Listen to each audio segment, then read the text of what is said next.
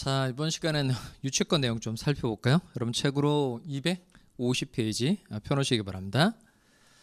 먼저 우리가 배우고 있는 게 이제 물권 내용 공부하고 있는데, 먼저 개별 물권의 의 간단하게 좀 살펴봅시다. 먼저 점유권의 뜻이 뭐예요? 뭘 불문하고 본권 유무를 불문하고 물건에 대한 사실상의 지배를 보호하는 제도가 이게 점유권인데, 점유권의 보호 내용 총 몇 가지였죠?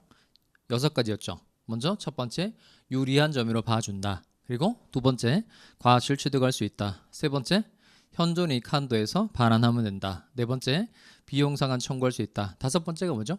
그게 물권적 청구권 행사할 수 있다. 여섯 번째가 자력구제 할 수 있다. 그게 보호 내용 6가지였었어요. 그리고 소유권 내용 비웠죠? 소유권. 소유권은 뜻이 뭐예요? 일단 법률의 범위 내에서 물건을 직접 사용, 수익, 처분할 수 있는 권리. 특히 조심하셔야 될 건 소유권의 객체는 오로지 뭐에 한한다? 물건에 한한다는 겁니다. 그리고 토지 소유권의 범위는 정당한 이익이 있는 범위 내에서 토지 어디에 미치는 거죠? 상하에 미치는 거고, 다음 소유권 파트에서 이제 중요하게 다뤘던 내용이 취득시효죠. 취득시효. 먼저 점유취득시효는 꼭 외우고 계셔야 됩니다. 점유취득시효가 245조 1항이죠. 몇 년간? 20년간 소유의 의사로 평온 공연하게 부동산을 점유한 자는 뭐함으로써? 등기함으로써 그 소유권을 취득한다는 겁니다.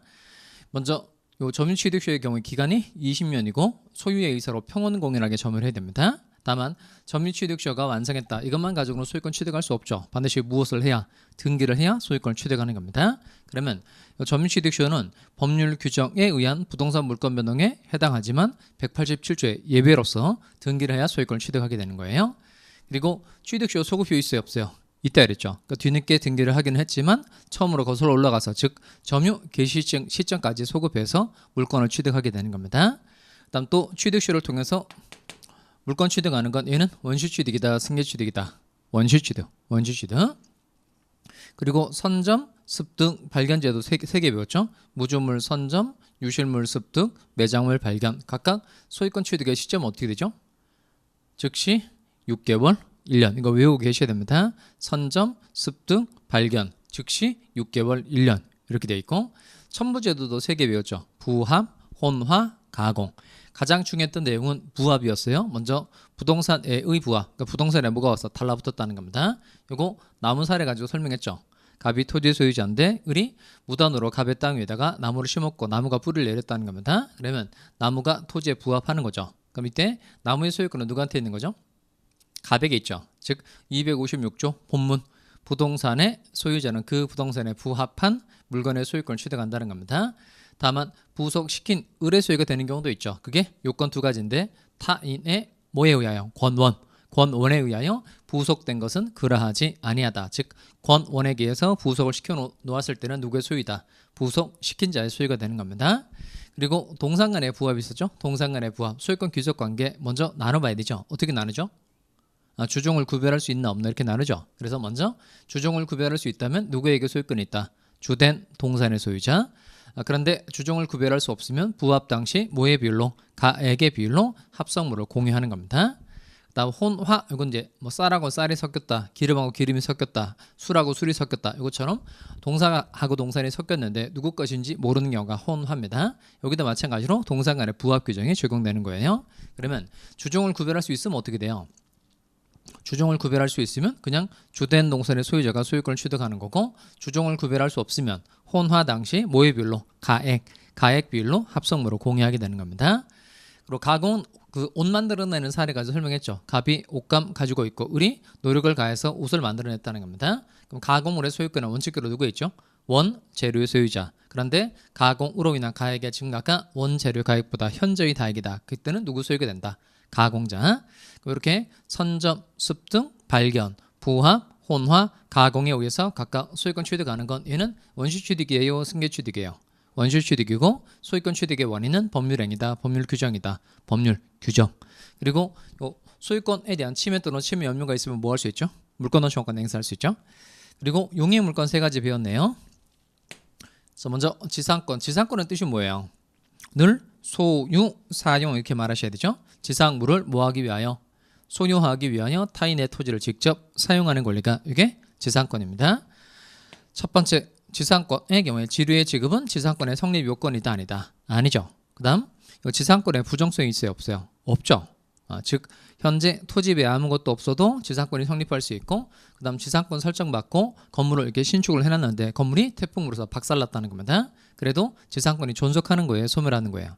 존속하는 거죠. 그래서 지상권은 지상물에 함께 따라다닌다 안 따라다닌다 안 따라다니죠. 이걸 표현할 때 지상권에 뭐가 없다 부정성이 없다 이렇게 말합니다.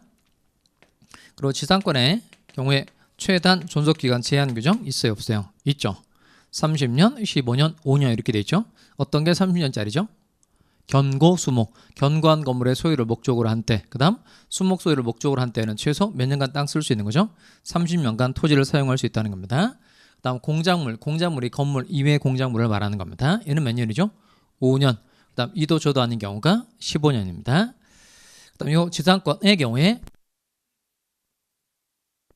존속기간이 만료가 됐어요. 존속기간이 만료가 되고 지상물이 현존하고 있다. 그러면 지상권자가 행사할 수 있는 권리가 이게 갱신청구권이죠. 즉 토지를 한 번 더 사용하게 해줘 이렇게 요구할 수 있다는 겁니다. 갱신청구권은 얘는 청구권이에요 형성권이야? 그냥 청구권. 그냥 청구권. 따라서 갱신의 효과가 생기려면 토지 소유자 즉 지상권 설정자에 뭐가 있어야 되죠? 승낙이 있어야 되죠. 근데 승낙할 거냐 말 거냐는 의무이다 자유이다? 자유예요. 자유. 따라서 토지 소유자 측에서 갱신을 거절할 때 지상권자가 행사할 수 있는 권리가 있는데 그게 바로 뭐죠? 이게 지상물 매수 청구권, 건물 네가 사 이렇게 말할 수 있다는 거죠. 이게 지상물 매수 청구권은 청구권이다, 형성권이다. 얘는 형성권, 형성권. 따라서 지상권자가 지상물의 매수를 청구하면 상대방이 뭐가 없어도 승낙이 없어도 곧바로 지상물에 관한 매매 계약이 곧바로 성립하게 된다는 겁니다. 자, 마스크 안 쓰고 말하니까 참 좋네요. 예. 여러분이 좀 없기는 하지만 말할 때는 엄청 편하긴 하네요.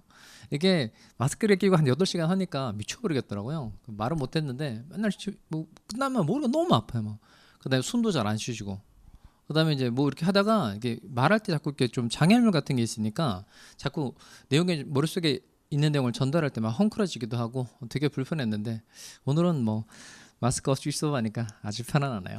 자, 그 다음 이제 기억해야 될 게 요 지상권자가 토지 사용할 수 있는 건 맞는데 요 지료의 지급이 지상권의 성립 요건이다 아니다? 아니다 이랬죠. 다만 요 지료를 지급하는 경우가 많아요? 안 하는 경우가 많아요? 하는 경우가 많죠. 다만 지료에 관한 약정이 있을 때 지료를 지급해 줘야 되는데 지료는 금전에 하나한다 하나하지 않는다? 하나하지 않죠. 그 다음에 지상권자가 지료를 체납했어요. 지료를 체납하면 지상권 뭐 할 수 있죠? 소멸 청구할 수 있죠. 어느 정도 지료 체납했을 때 소멸 청구할 수 있어요? 2년 이상 지료를 체납했을 때 소멸 청구할 수 있다는 겁니다. 그리고 지상권자는 자신이 가지고 있는 지상권을 처분할 수 있죠. 이거 지상권의 처분 중요한데요. 먼저 지상권의 처분은 3가지입니다. 지상권 처분 방법 3가지가 뭐죠?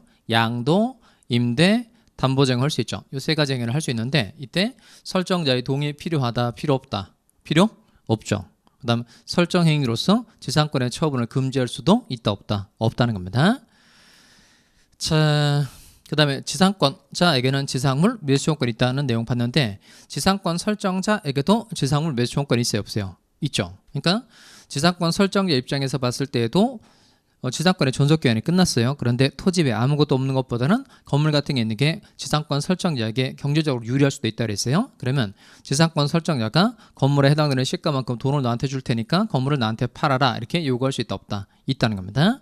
이렇게 지상권 설정자에게도 지상물 매수청구권이 있다 없다? 있다는 겁니다. 둘 다 있는 거예요. 지상권자에게도 있고 지상권 설정자에게도 다 지상물 매수청구권이 있는 겁니다. 그리고 지역권 배웠네요. 이 지역권은 의 정도 정확하게 기억하시면 되겠어요. 자기 토지에 무엇을 위하여? 편익을 위하여 타인의 토지를 사용하는 권리가 이게 지역권이죠. 즉 자기 토지의 사용 가치를 증가시키기 위해서 타인의 토지를 직접 사용하는 권리, 타인의 토지를 사용하는 권리 이게 지역권입니다. 먼저 지역권의 경우에 서비스를 받는 자기 땅을 뭐라고 그러죠?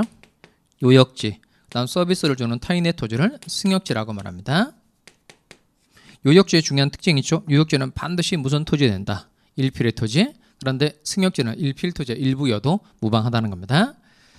자, 그다음 요역지하고 승역지는 서로 인접해야 된다. 인접할 필요 없다. 인접할 필요 없죠.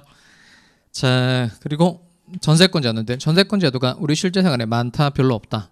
별로 없어요. 전세, 월세와 같은 임대차, 채권에 해당되는 임대차는 많은데 물건에 해당되는 전세권은 별로 없습니다. 에듀윌 유료 회원만의 명품 교수 서비스.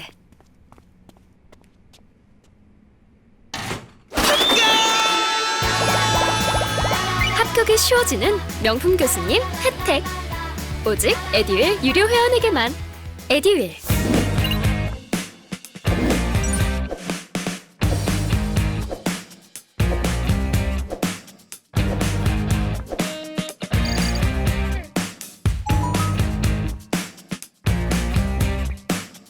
다만 현실적으로 이제 그 시험용으로 지상권자의 비교 문제로 전세권이 잘 등장하니까 시험용으로 좀 중요한 거예요. 먼저 전세권의 뜻이 뭐예요? 뭘 지급하고 전세금을 지급하고 타인의 부동산을 직접 사용 수익할 수 있는 권리가 전세권이죠. 따라서 전세금의 지급은 전세권의 성립 요건이다 아니다. 이다. 그다음 요 지료의 경우에 지료의 지급은 지상권의 성립 요건이다 아니다. 아닙니다. 그다음 전세금 한번 정했는데 전세금이 상당하지 않게 됐다. 그러면 전세금 올려달라 내려달라고 말할 수 있죠. 그다음 지료의 지급이 지상권의 성립 요건인 건 아닌데 지료에 관한 약정이 있으면 지료 지급해 줘야 됩니다. 근데 여기도 마찬가지로 지상권의 경우에 지료를 지급하기로 했는데 경제사정의 변동에서 지료가 상당하지 않게 됐다. 그러면 지료 증감 청구할 수 있죠. 여기는 지료 증감 청구권이 나오고 여기는 전세금 증감 청구권이 나오는데 얘네들은 다 청구권이다 형성권이다. 형성권인 겁니다. 그러면 이름은 청구권으로 되어 있는데 실질이 형성권인 걸 외울까요? 먼저 가장 중요한 건 매수 청구권, 그 다음에 의무 위반의 경우에 나오는 소멸 청구권, 그리고 증감 청구권. 이 세 가지가 이름은 청구권으로 되어 있지만 실질이 형성권이라는 겁니다. 매수 청구권, 소멸 청구권, 증감 청구권 이렇게 세 가지 기억하셔야 됩니다. 일단 전세권의 경우에 먼저 건물 전세권의 경우에는 최단 존속기간 제한 규정이 있죠. 이게 건물 전세권에만 최단 존속기간 제한 규정이 있다는 걸 꼭 정확하게 기억하셔야 됩니다. 토지 전세권에는 최단 존속기간 제한 규정이 없어요.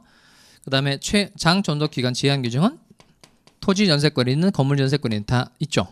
이렇게 건물의 경우에는 최단 존속기간 제한 규정 몇 년이죠? 1년. 그리고 토지든 건물이든 다 최장 존속기간 제한 규정 똑같이 있고 얘는 몇 년 넘지 못한다. 10년 넘지 못한다는 겁니다.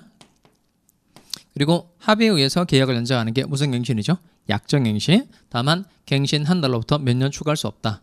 10년 추가할 수 없죠. 그 다음에 건물의 전세권의 경우, 건물 전세권의 경우에 존속기간이 끝나기 6개월 전부터 1개월 전까지의 기간 동안에 전세권 설정자 측에서 갱신 거절의 통지 등을 하지 않았다. 그러면 전세권과 동일한 조건으로 다시 전세권을 설정한 것으로 보죠. 이게 무슨 갱신이죠? 내자 법정갱신 또는 묵시갱신이라고 말하는 겁니다. 다만 요 법정갱신이 어느 전세권에만 있다. 건물 전세권. 그다음 요 건물 전세권이 법정갱신이 되면 전 전세권하고 동일한 조건이죠. 동일한 조건인데 다른 게 다 똑같아요. 그런데 무엇은 정하지 않은 것으로 온다. 기간은 정하지 않은 것으로 온다는 겁니다. 그리고 건물 전세권이 법정갱신됐으니까 이건 법정갱신이죠. 법률 규정에 의해서 계약이 변경되는 거니까 이건 등기할 필요 있다 없다. 없다는 겁니다. 자, 그다음에 전세권 설정 계약을 체결하면서 존속 기간을 정하지 않았어요. 존속 기간을 정하지 않았다. 이때 내자 각 당사자가 뭐 할 수 있죠? 이거 소멸 통고할 수 있죠. 전세권 설정자 측에서 소멸 통고했다. 그러면 전세권자가 통고를 받은 날로부터 몇 개월이 경과해야 전세권이 소멸하는 거죠? 6개월. 거꾸로도 마찬가지입니다. 전세권자 쪽에서 소멸 통고를 한 겁니다. 그러면 소멸 통고를 받은 때로부터 몇 개월, 6개월이 경과해야 각각 전세권이 소멸하게 되는 거예요. 전세권의 처분도 중요했는데요. 전세권 처분 방법은 총 몇 가지죠? 전세권 처분 방법 전세권 처분 방법은 4가지. 양도, 임대, 전전세, 담보 제공. 다시 전세권의 처분 방법은 몇 가지라고요? 4가지. 양도, 임대, 전전세, 담보 제공할 수 있다는 겁니다. 요 4가지 행위를 할 때 설정자의 동의 필요하다, 필요 없다. 필요 없죠. 대신 설정 행위로서 전세권의 처분을 금지할 수 있다, 없다. 있다는 겁니다. 지상권의 경우에는 설정 행위로서 지상권의 처분을 금지할 수 없지만 전세권의 경우에는 설정 행위로서 전세권의 처분을 금지할 수 있다, 없다. 있다는 겁니다. 그다음 전세권의 경우에 존속기간이 끝났어요. 그런데 전세권 설정자의 동의를 얻어서 목적물에 뭘 갖다 붙여놨다는 겁니다. 그다음 전세권 설정자로부터 매수한 부속물이 있는 때에는 전세권자는 매수 청구할 수 있죠. 이 권리 이름 뭐죠? 이게 부속물 매수 청구권. 부속물 매수 청구권. 전세권 설정자에 무엇을 얻어? 동의를 얻어서 부속시켜 놓은 물건. 그다음 전세권 설정자로부터 매수한 부속물에 한해서는 전세권자가 매수 청구할 수 있다 없다. 있죠. 그다음 전세권자가 목적물에 붙여놓은 물건을 전세권 설정자 측에서도 부속물에 해당되는 돈을 줄 테니까 그 물건을 나한테 팔아라 라고 요구할 수 있다 없다. 있죠. 그러니까 여기 마찬가지로 전세권자, 전세권 설정자 모두 부속물 매수 청구권이 있다 없다. 있다는 겁니다. 그러면 요 지상권, 지역권, 전세권은 이건 물건을 사용 수익하는데 본질이 있는 것이어서 이건 무슨 물건이라고 그러죠? 얘는 용익 물건이라고 부릅니다. 용익 물건. 자, 그다음 오늘 배울 내용은 담보물건인데요. 담보물건의 종류는 세 가지입니다. 유치권, 질권, 저당권. 다만 이 질권은 동산을 대상으로 하니까 우리 이제 부동산 중개하는 거죠. 그래서 질권은 시험 범위에서 제외가 됩니다. 그래서 담보물건 파트에서는 유치권하고 저당권 두 가지만 공부하시면 되겠어요. 자, 그럼 책 봅시다. 250페이지 와서요. 먼저 320조인데요. 유치권의 내용에서 1항 있죠. 타인의 물건 또는 유가증권을 점유한 자는 320조 1항 한번 읽어보실까요? 읽어보실까요? 여러분 이제 여기 수업 받을 때는 막 읽는 소리가 막 나고 그랬는데 여러분이 좀 없으니까 좀 아쉽긴 하네요. 앉아가지고 막 자던 생각이 어렴풋하게 나는데 항상 첫 번째 시간엔 정신이 말똥말똥하죠. 그랬다가 이제 두 번째 시간부터는 이제 의상이고 서서 일어가죠. 3교시, 4교시 때는 푹 이제 주무시다 갔었는데 어쨌든 그 강의가 이제 매번 이렇게 올라가니까 요거 빠뜨리지 않기 바래요. 여기는 좀 부탁을 좀 못 드렸는데 하여튼 강의 올라오는 거 그 6주차, 7주차 요 강의 꼭 들으시기 바랍니다. 왜냐하면 요 정도만 들어놔도 기본 강의 가서 수업할 때 여러분이 수업하기 훨씬 좋아지고 얘는 늘 말씀드리지만 이해하고 넘어갈 강좌가 아니고 꼭 필기해서 외우는 강좌죠. 외우는 강좌예요. 요 정도만 해두시면 기본 강의 때 가서 살이 팍팍 붙어간다는 걸 느낀단 말이에요. 그래서 요 6주차, 7주차 빠지지 마시고 꼭 들으시기 바랍니다. 자, 여러분 읽어본 내용은 뭐냐면 유치권 하면 늘 먼저 시계 사례 생각이 나야 돼요. 유치권의 경우에 가장 기본적인 게 시계 사례입니다. 갑, 이 사람이 시계 소유자고 갑의 시계가 고장 난 겁니다. 그런 이제 시계 수리업자예요. 시계 수리업자. 그러면 이 갑이라는 사람이 을에게 시계를 고쳐달라고 부탁을 한 겁니다. 이런 건 도급 계약이라고 그래요. 그러니까 사물을 처리해달라고 부탁하는 것 위임 계약이고, 그다음 사물을 처리하는데 그치는 게 아니고 반드시 일을 완성하는 데 목적 있는 계약은 도급 계약이라고 말합니다. 그러니까 시계 고쳐주세요라고 부탁을 한 겁니다. 그럼 시계를 고쳐서 일을 완성해서 목적물로 인도를 해줘야 되죠. 이게 도급 계약입니다. 수리업자 을이 시계를 고치고 갑에게 수리대금조로 5만 원을 달라고 할 수 있게 된 거예요. 화살표를 잘 보세요. 그러니까 시계 고쳐준 사람은 누구예요? 을이죠. 을이 갑의 시계를 고쳐주고 갑에게 얼마를 받을 수 있게 되었다. 5만 원을 받을 수 있게 됐다는 겁니다. 그럼 요 을은 수리대금 5만 원에 대해서는 받을 권리가 있는 사람이니까 이 사람은 뭐죠? 채권자. 갑이라는 사람은 수리대금 5만 원을 갚을 의무가 있는 사람이니까 이 사람은 채무자입니다. 그럼 이때 을은 요 수리대금 5만 원 변제받을 때까지 시계를 안 돌려주고 계속 가지고 있을 수 있죠. 이게 바로 유치입니다. 유치. 유치의 뜻이 뭘까요? 유치. 유 더하기 치예요. 유 더하기 치. 유자가 이제 머무를 유자인데 계속 가지고 있다는 뜻입니다. 치는 이제 둘치자인데 인도로 거절한다는 뜻이에요. 그러니까 이 말은 뭐냐면 갑 요 사람이 수리대금 5만 원도 변제하지 않고 을에게 시계를 돌려줘 시계 반환 청구를 한 거예요. 그럼 이때 을은 시계를 안 돌려주고 계속 가지고 있을 수 있다는 겁니다. 즉 무엇을 계속하면서 점유를 계속하면서 인도를 거절할 수 있는 권리, 이게 유치권인 거예요. 다시 무엇을 계속하면서 점유를 계속하면서 인도를 거절할 수 있는 권리를 이걸 유치권이라고 표현한다는 겁니다. 그러면 어쨌든 이제 을은 갑으로부터 수리대금 5만 원을 변제받을 때까지는 그 어느 누구에 대해서도 시계 인도를 거절할 수 있다는 겁니다. 그러면 수리대금 5만 원을 변제받으면 이제 그때 비로소 지배를 풀어서 이 시계를 갑에게 돌려주는 거예요.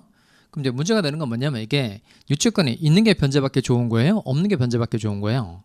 있는 게 변제받기 좋은 거죠. 그러면 요 수리대금 채권하고 유치권 중에서 잘 따져보셔야 될 건 이게 유치권이 있으니까 채권의 변제를 받기 좋아진 겁니다. 그러면 이때 요 수리대금 채권하고 유치권 중에서는 뭐가 주된 권리죠?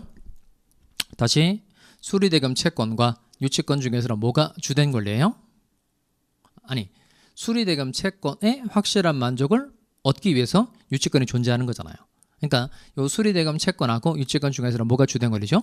수리대금 채권이 주된 권리죠. 수리대금 채권. 요 채권이 주된 권리라는 겁니다. 그럼 요 유치권이 있으니까 채권의 변제를 받기 좋아진 거예요. 즉 수리대금 채권의 확실한 만족을 얻기 위해서 유치권이 존재하는 겁니다.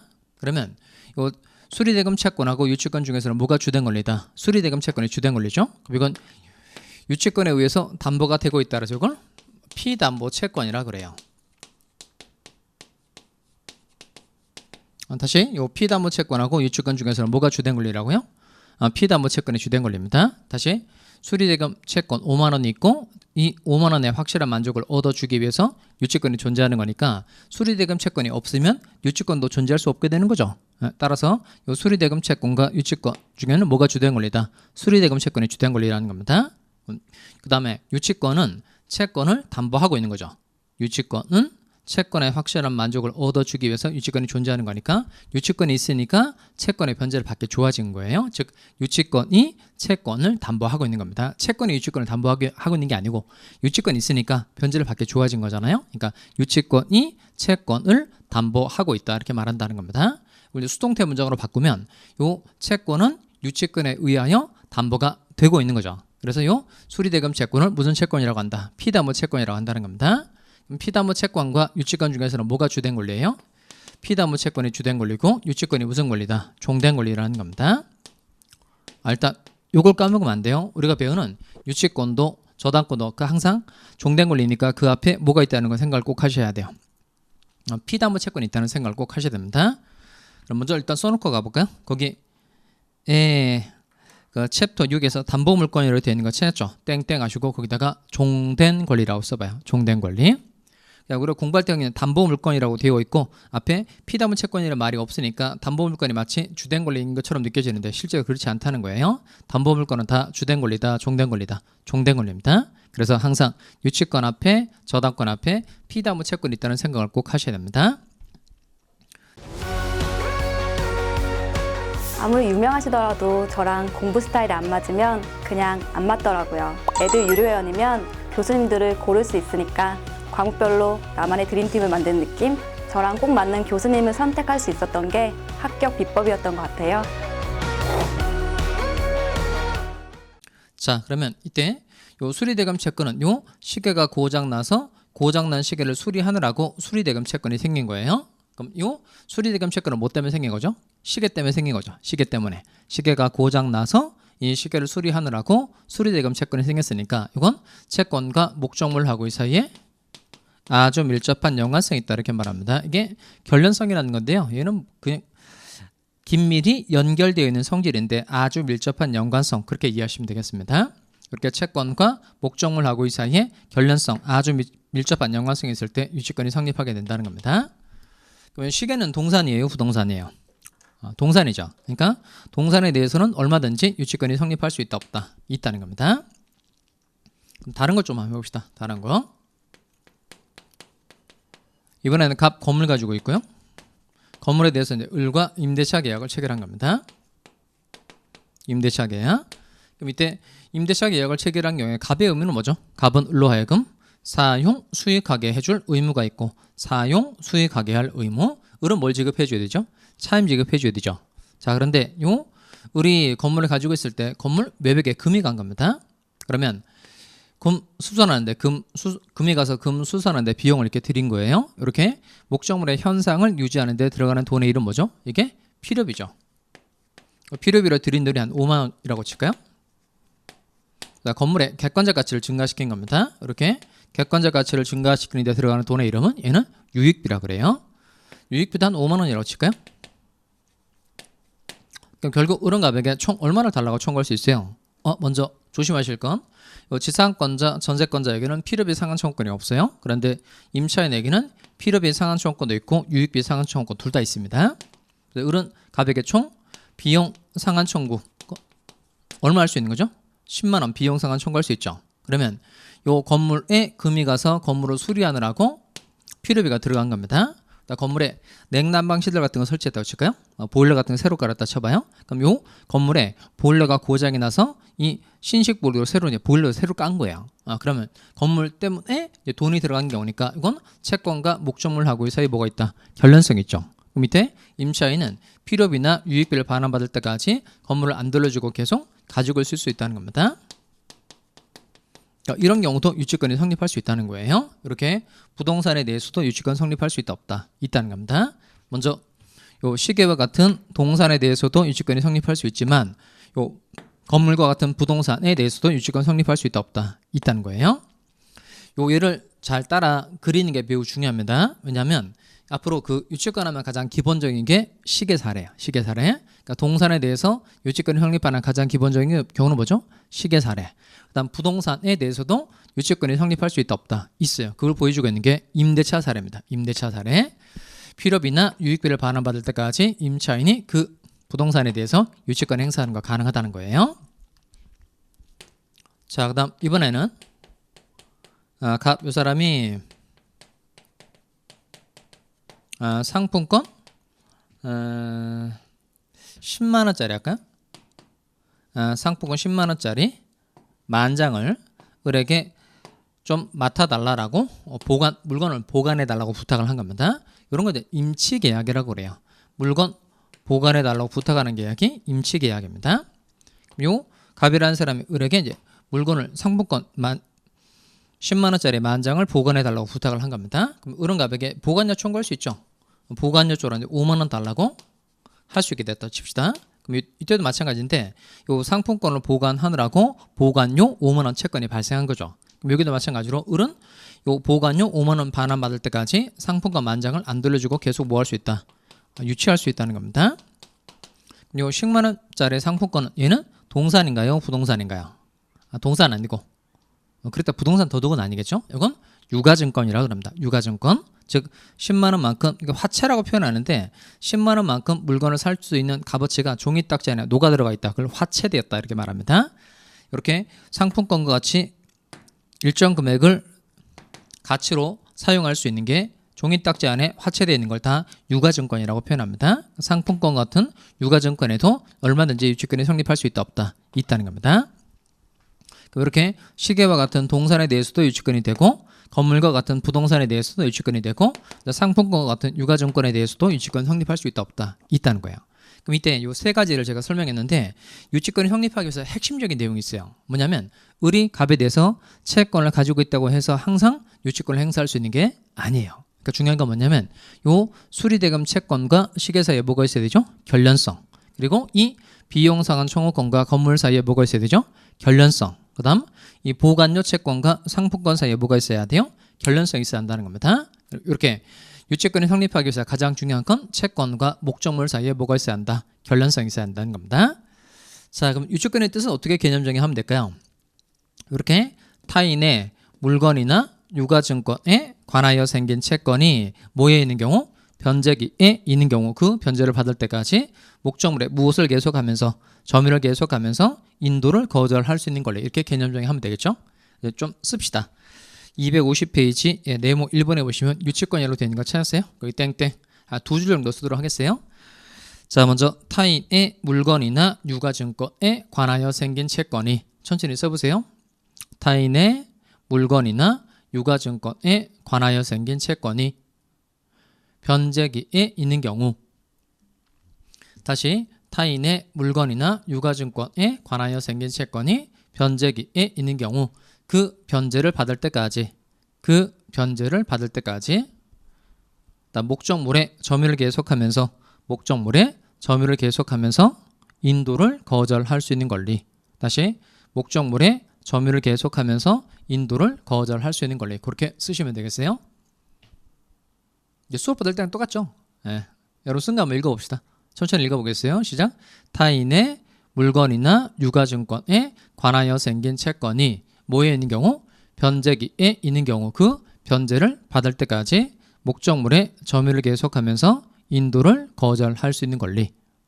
자, 요 유치권의 의의는 반드시 외워야 되겠죠. 그 이해하고 넘어가시면 안 됩니다.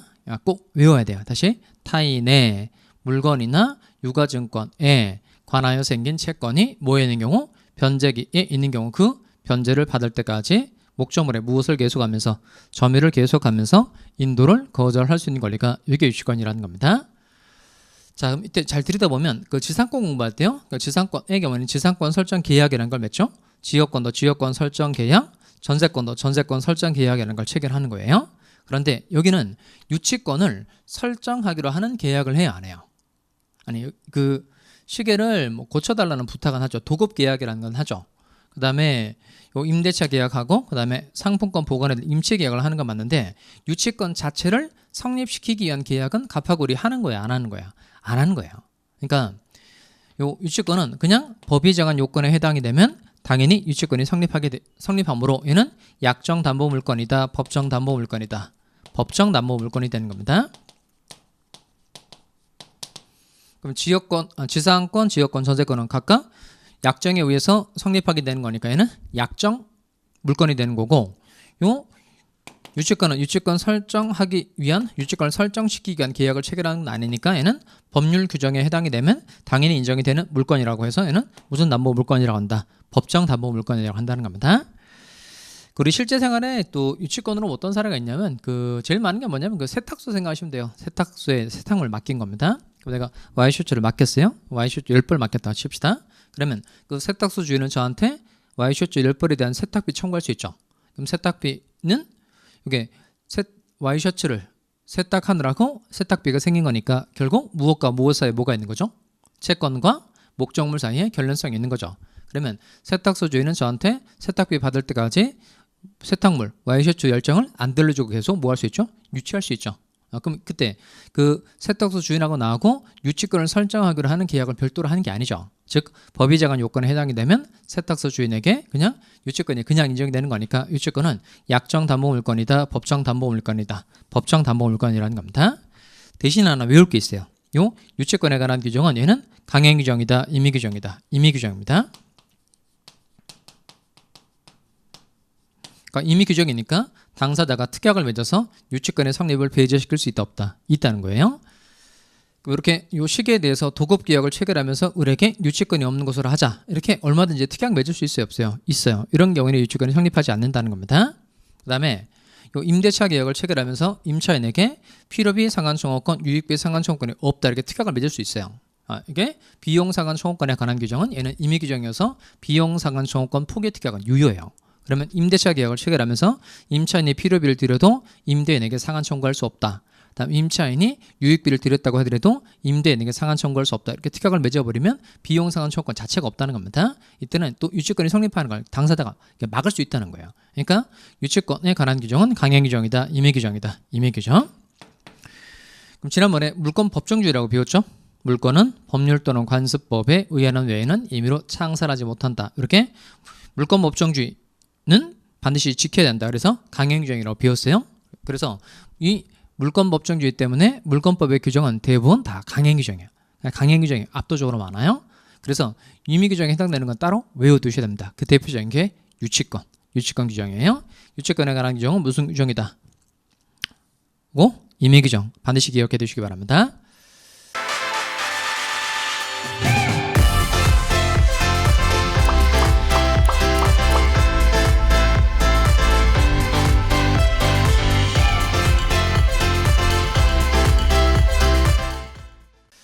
자, 그럼 다시 유치권의 뜻이 뭐죠?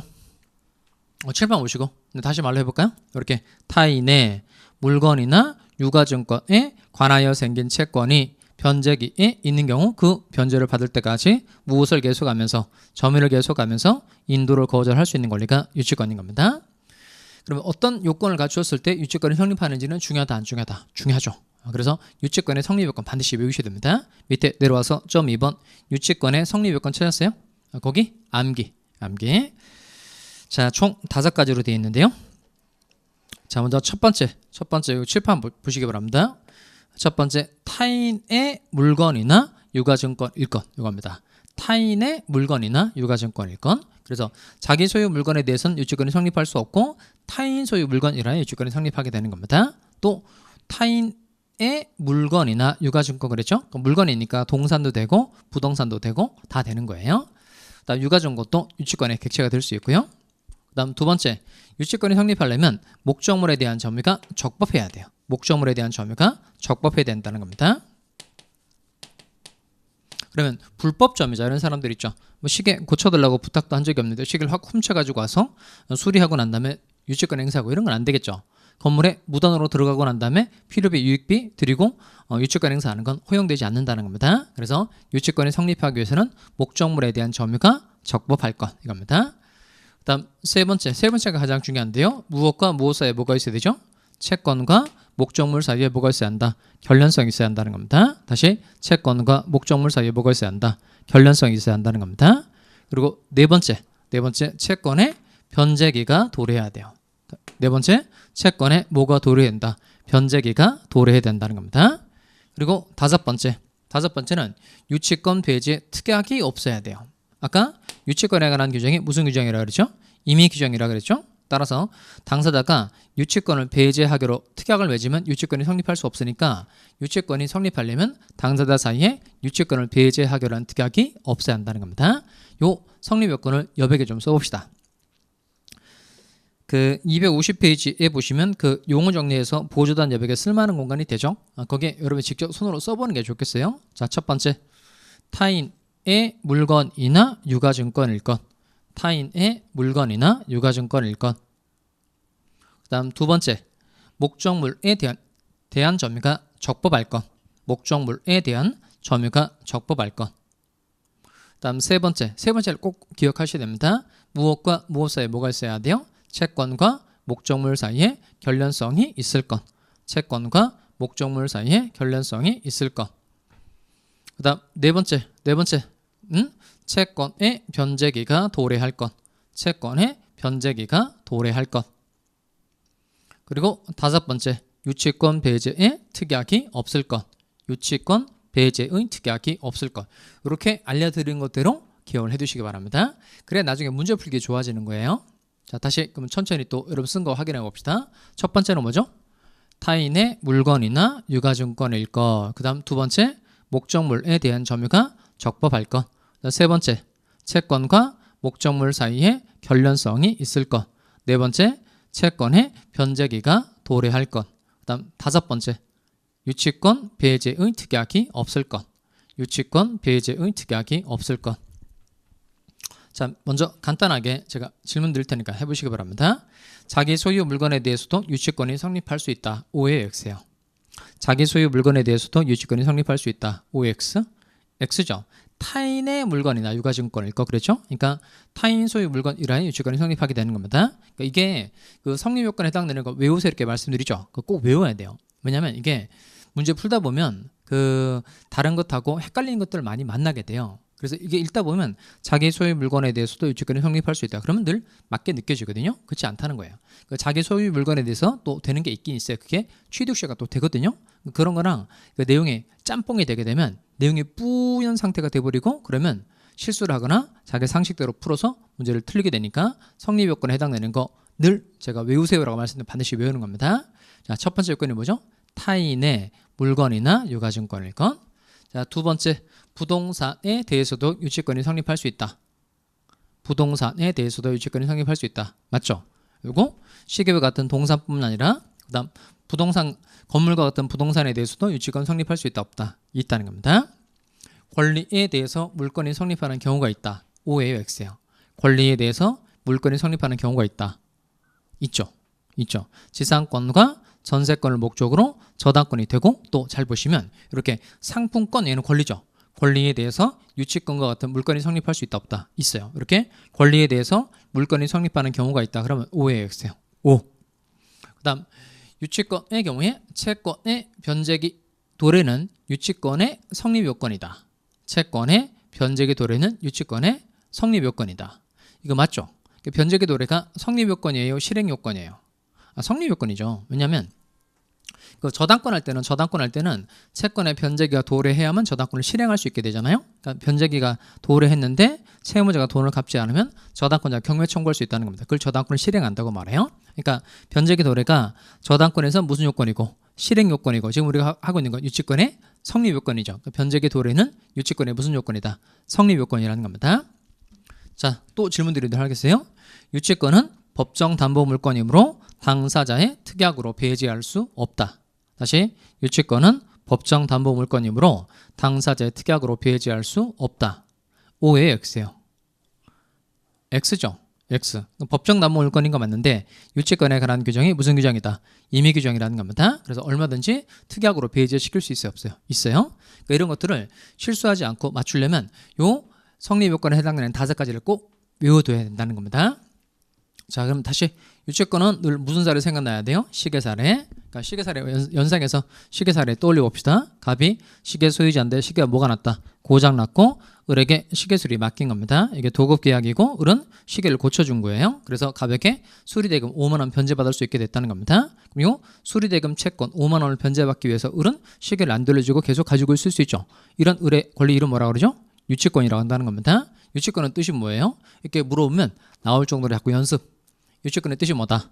타인의 물건이나 유가증권에 관하여 생긴 채권이 변제기에 있는 경우 그 변제를 받을 때까지 목적물의 무엇을 계속하면서 점유를 계속하면서 인도를 거절할 수 있는 권리가 이게 유치권인 겁니다.